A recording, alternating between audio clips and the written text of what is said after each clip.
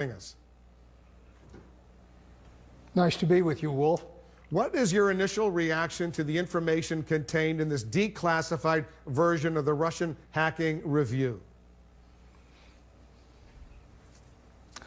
Well, it pretty much confirms what Jim Clapper testified to before the Armed Services Committee yesterday, that they have clear, ironclad evidence that the Russians were involved in trying to interfere with our election system, and that they were taking an unprecedented and aggressive stance to try to influence our election.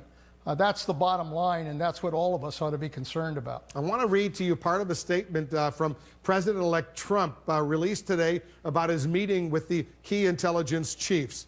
While Russia, China, other countries, outside groups, and people are consistently trying to break through the cyber infrastructure of our governmental institutions, businesses, and organizations, including the Democratic National Committee, there was absolutely no effect on the outcome of the election, including the fact that there was no tampering whatsoever with voting machines. There were attempts to hack the Republican National Committee, but the RNC had strong hacking defenses, and the hackers were unsuccessful. From that statement, Secretary Panetta, does it seem to you that Trump is still primarily concerned about the election, about his election being perceived potentially as not all that legitimate given Russian involvement? You know, Donald Trump is going to be the next president of the United States. He's going to be sworn in as our 45th president. There's no question that that's going to happen. But as the president-elect and as the future president of the United States, he's got to be very concerned about a country like Russia taking this kind of aggressive effort to interfere in our election. And I think that's the one thing in his statement that he should have acknowledged, that whether you're a Republican or a Democrat, we are not going to tolerate a country like Russia trying to interfere in our election process. That is unacceptable, and we have to do everything possible to stop it happening in the future. Earlier in the day, before his briefing from the intelligence community's leadership, he suggested that the intelligence agencies were actually involved in what he called a political witch hunt against him. In that brief interview he granted, a phone interview to the New York Times. Do you believe the relationship between the president-elect and the intelligence community, and you're a former director of the CIA, can be mended? I pray that we get beyond this bickering and tweeting with regards to the intelligence community. And his statement today at least was a step in the right direction. He talked about having a constructive meeting. He indicated he had tremendous respect for the men and women in our intelligence community. And he also indicated that he would appoint a team to make sure that we protect ourselves from cyber attacks.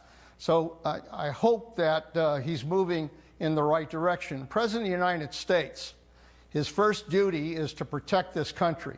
And there is no way that a president can protect this country without having a trusting relationship with the intelligence community. He needs to have good intelligence in order to be able to defend this country. In a separate tweet, Mr. Secretary, the president-elect said he wants NBC News investigated because they reported on some of the classified briefings that President Obama received yesterday, which is raising questions about his priorities right now. What was your reaction to that?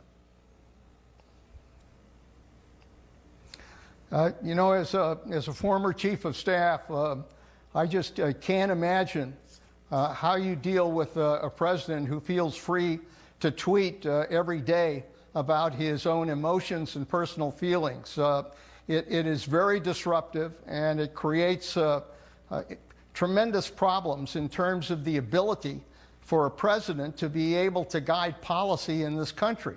A president ought to be thoughtfully considering what steps should be taken, talk with his advisors, consider the steps and the words he's going to use as president.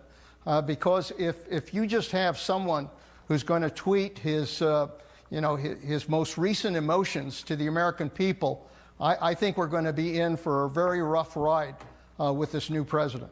Do you worry that a weak response from the president-elect after he takes office, or even a reversal of some of the sanctions imposed against the Russians by President Obama in recent weeks, do you fear that that could encourage other foreign actors to conduct more cyber attacks on the U.S., including more serious ones on the electoral system? In other words, actually going in and trying to hamper the vote tallies?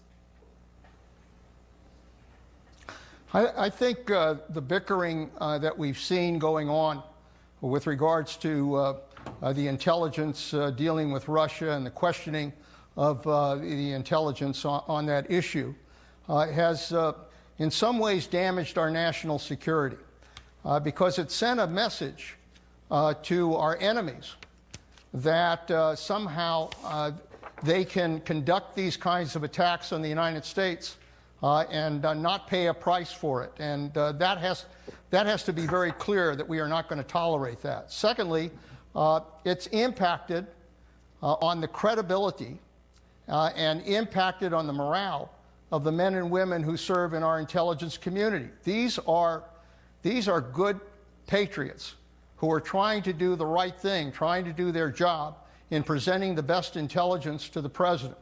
When the quality of that intelligence is questioned, it begins to undermine the relationship between the president and the intelligence community. So I hope that this president will take steps to try to mend those problems because it relates to our national security. Was the Obama administration, Mr. Secretary, too slow in responding to the Russian cyber attacks? I raise the question with you because Adam Schiff, the ranking Democrat on the House Intelligence Committee, Dianne Feinstein, the senator from your home state of California, she was until recently the ranking Democrat on the Senate Intelligence Committee, they both complained that the Obama administration should have reacted much more forcefully even during the election campaign. Your reaction?